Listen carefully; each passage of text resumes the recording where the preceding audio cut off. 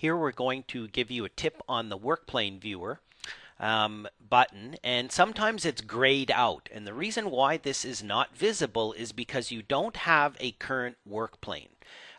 Regardless of how you set or control or what is your current workplane, if this is grayed out, it means you don't have a current workplane. It means it's set to be none. And you can see I'm in a 3D view here now. Right now it is visible, but sometimes you might notice it's not visible. And what happens is if you hit your set button, we're on the home tab of our ribbon.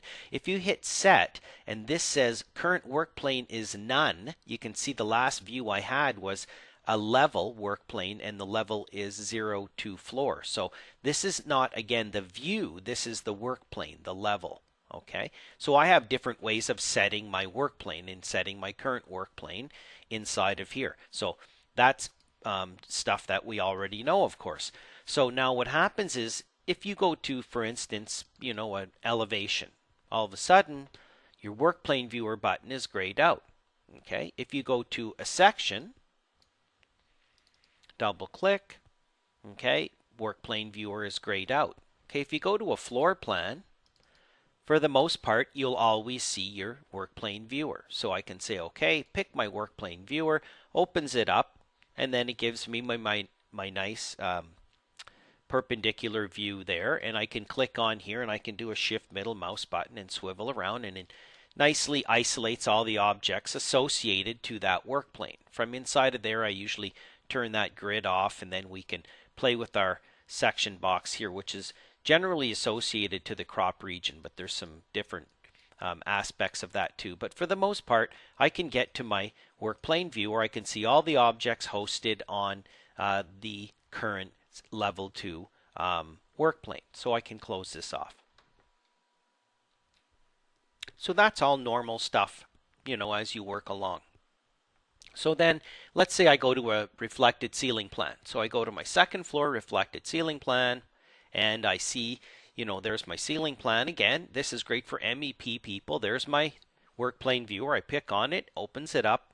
I usually turn off the grid, and then I click in here. Sorry, I was in the wrong window, and shift middle mouse button, and there's my 3D view of the reflected ceiling plan. I can go in and edit all this stuff and use my view cube and go in and edit the sketch and all that stuff. So I can work in this view, and of course we take this workplane viewer, and you can see the name of it there. It always gives it to you. You can put this on a separate screen or monitor on the side. It makes it a lot easier.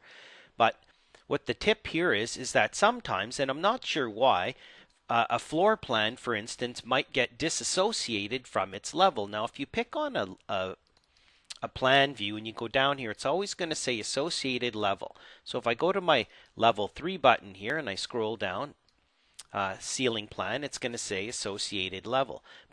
And I noticed that, and this is how I came up with this tip, is this is a file provided by Autodesk in the sample folder, and I'm not sure how the level got disassociated when I go to this view. There might be a tip inside here that I'm missing, but you'll notice for whatever reason the viewer button for my workplane viewer is grayed out. Now why would it be grayed out there when it's not grayed out in here? And I've checked all my properties and everything seems to be the same.